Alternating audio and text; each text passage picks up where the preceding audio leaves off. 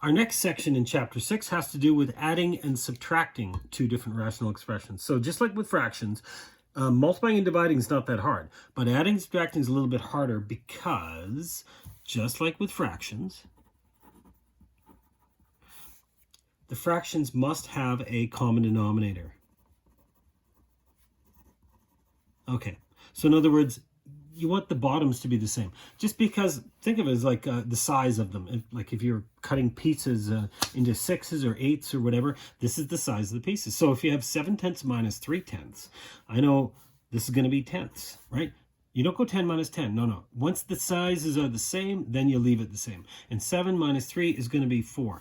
Now 4/10, I know I can simplify that down to 2/5, right? So here's the thing to remember. Remember, don't add and subtract the denominators. So don't change the common denominator.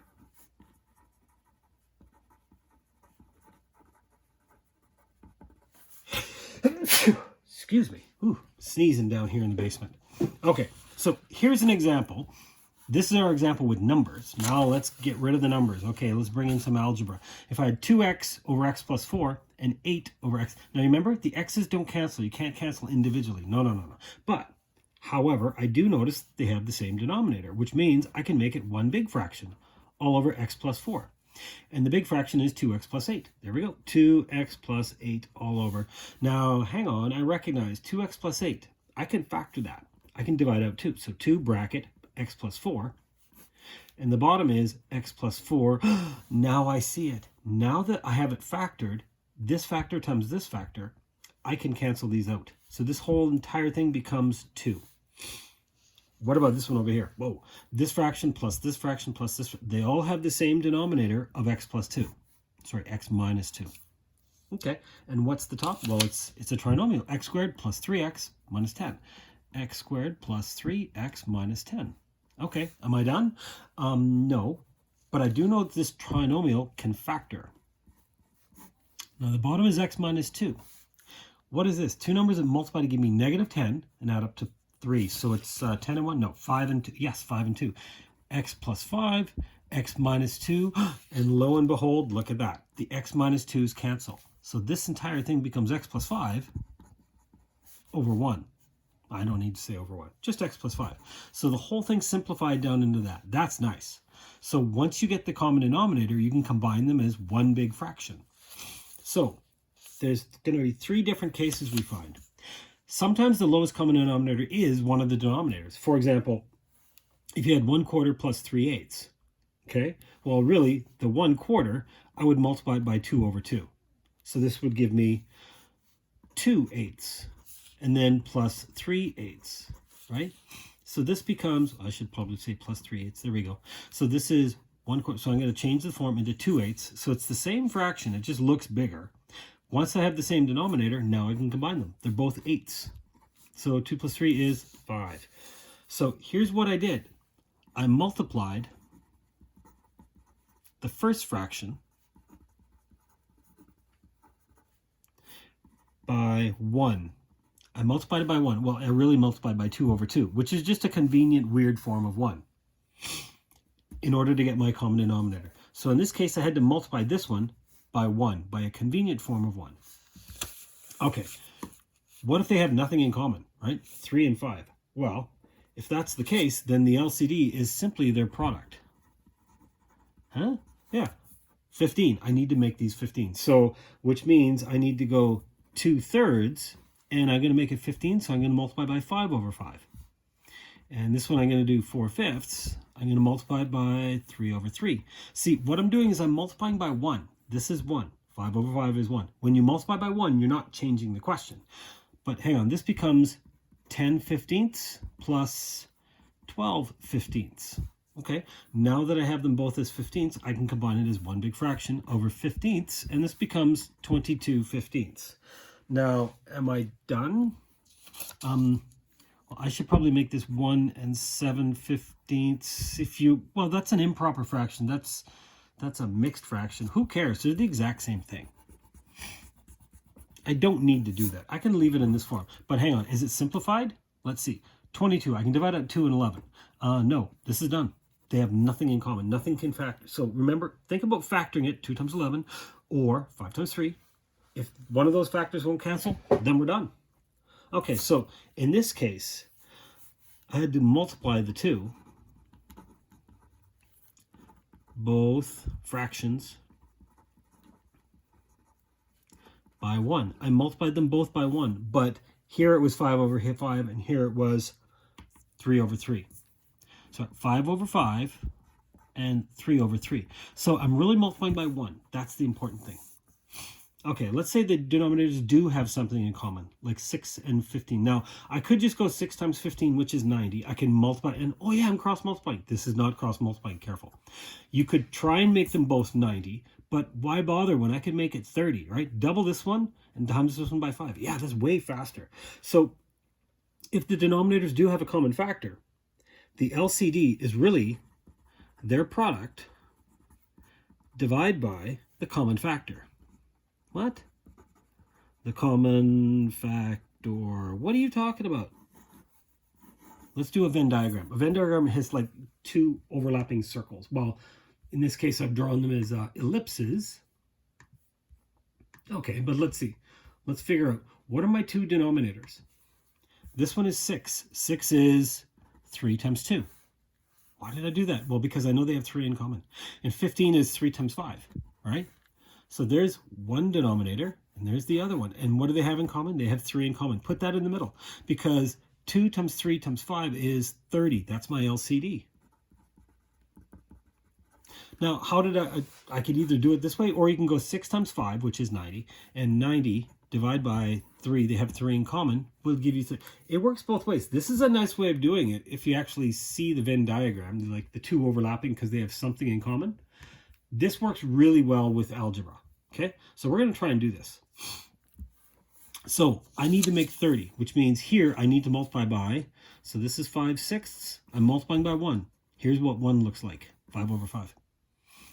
Minus 2/15. I'm multiplying by 1. In this case, 1 looks like this. Because look, now I get 25/30 minus 4/30, which means I get 21/30. Yay, and I'm done. No, I can factor something. They have something in common. This is 3 times 7. This is 3 times 10. Oh yeah. So this is really 3 times 7 and 3 times 10, which nobody shows that. We just know that I can divide out 3. But here's what I'm doing. I'm factoring it and then I'm canceling it. This thing becomes 7/10. Yeah, I know. Divide by 3, you get 7/10. We know that's the answer. So here's the thing.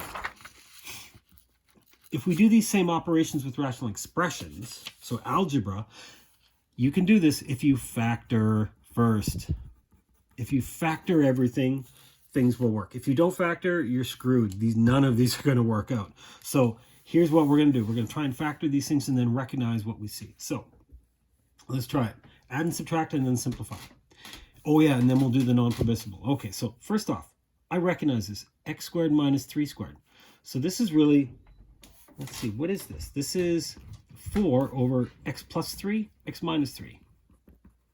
Okay, that's the first fraction. Plus 6 over x plus 3.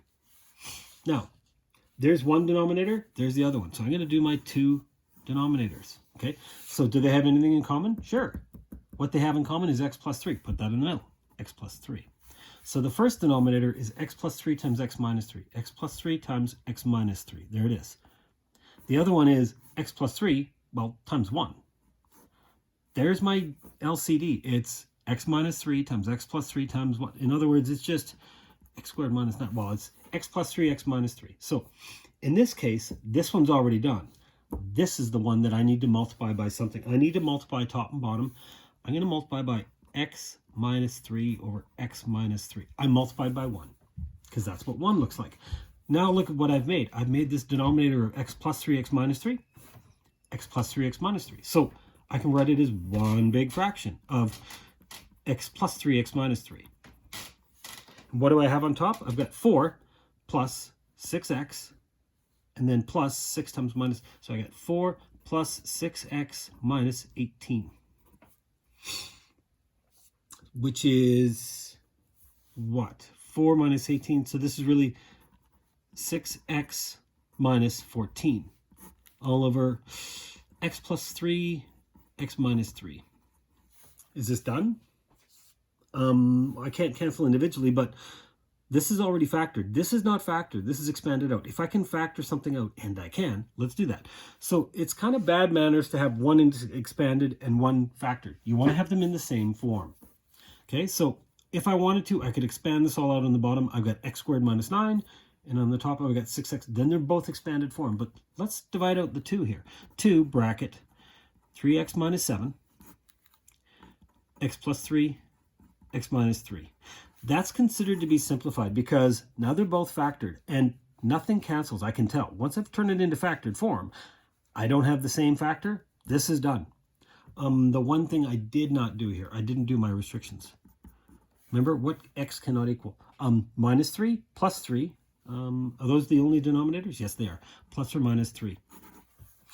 So this is what the whole thing simplifies down to. There's my restriction. This was simply a way of finding my LCD, and there's the LCD. So that's what I want to create. I created x squared minus 9. Now here it was already there. Here I had to multiply by something in order to create it. So really that's my target. My target is the LCD. How about this one? Okay. 2 over 5x minus 1 over 4y. What do they have in common? Nothing. Well, they have to have something. They have 1 in common. So it's really 1 times 5x. And 1 times 4y. Well, really, there's my LCD. 5x times 1 times 4y. It's 20xy. In other words, that's my target. That's what I'm trying to create. Oh yeah, this was kind of like the one before where they had nothing in common. Yeah, so you just multiply the two of them together. It's their product. Same thing. So don't think of this as cross-multiplying. That's not what you're doing. Here's what I'm doing. I'm going 2 over 5x. I'm multiplying by 1. Now when 1... it's this, 4y over 4y. See, that's my weird form of 1. But that is 1. It's a convenient form of 1. That's what they call it. Now here's the second fraction. 1 over 4y, and I need to multiply by 1. I'm going to multiply by 5x on top and 5x on the bottom. Why? Because, look, I created 20xy. I created 20xy. Now I have the same denominator. They're both 20xy. So I can just write that as one big denominator. And this is 8y minus 5x. Hang on, what did I do? That's 8x. This is 8y minus... nothing factors out of those two. Yeah, I'm done. That's it. This thing is not pretty. It doesn't get any better. Oh, I'd still have to do the denominator. Okay, so pretend that the bottom was equal to 0. Remember? That would give me y equal to 0. I don't want that. It would give me x equal to 0. I don't want that. 20, well, hang on. 20 is not equal to 0. $20 is not the same as $0. So this is never a restriction, but the variables are. There's my restrictions, and that's what it is simplified. Okay. Let's do this last one. Yikes, this thing's a beast. But you know what? If we factor it first, it'll work out. So I'm going to factor everything. Two numbers multiplied into minus 30. So that's 6 and 5. X plus 6, x minus 5.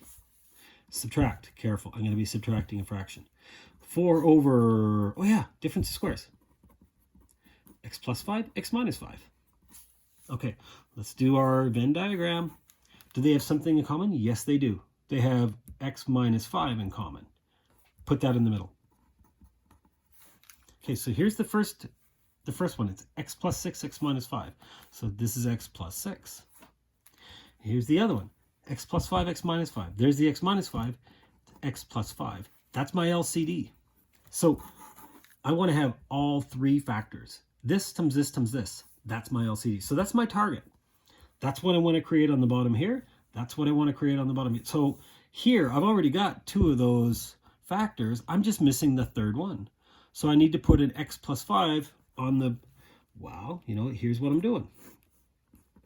X plus 6, x minus 5. I'm going to multiply top and bottom by x plus 5. That gives me that third factor. That's what I'm looking for. Minus x plus 5, x minus 5. What am I missing? X plus 5, x minus 5. I'm missing the x plus 6. I need to put an x plus 6 here, which means I need to multiply. So here's what I did. I multiplied by x plus 6 over x plus 6. I multiplied it on top and bottom. I multiplied it by a convenient form of 1, some weird form of 1. So here's my denominator. The denominator is all 3 of these. Yikes, that's pretty big. I'm not expanding that out. There's no point in that. I'm just going to leave it in factored form.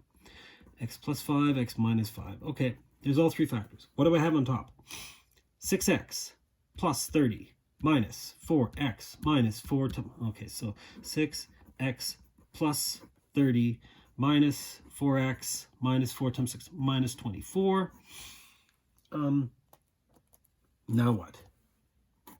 Simplify. 6x minus 4. Okay, so that's 2x. 30 minus 24, which is plus 6. Okay.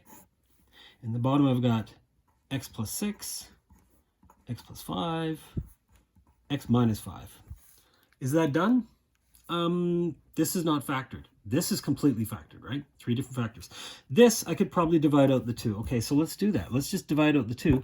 I'm going to get 2 bracket x plus 3. There, that's way better. Hang on. None of these factors are the same. It didn't really do anything. So you know what? Factoring out that 2 didn't really make any difference, did it? It's the exact same question. It really is. It's the same answer. It's just that one's factored and one isn't. If nothing's going to cancel and you left this as 2x plus 6, big deal. It's the exact same answer. That's fine.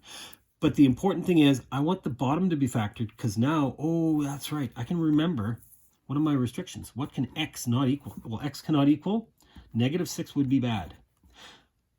Plus and minus. Oh, yeah. Plus and minus 5. Now, are those the only restrictions? I go back and I look throughout the question. Wherever there was a denominator, just those 3, that's it. Those are my only restrictions. So the first day we're going to play around with these things, day 1, question number 1, 3, 5, 6, 7, 8. That's it for now. Alrighty, good luck with these. And remember, if you're using the Venn diagram, this one here, 2 overlapping circles, whatever they have in common goes in the middle. If they got nothing in common, you have to put a 1 there. Okay. Good luck with these.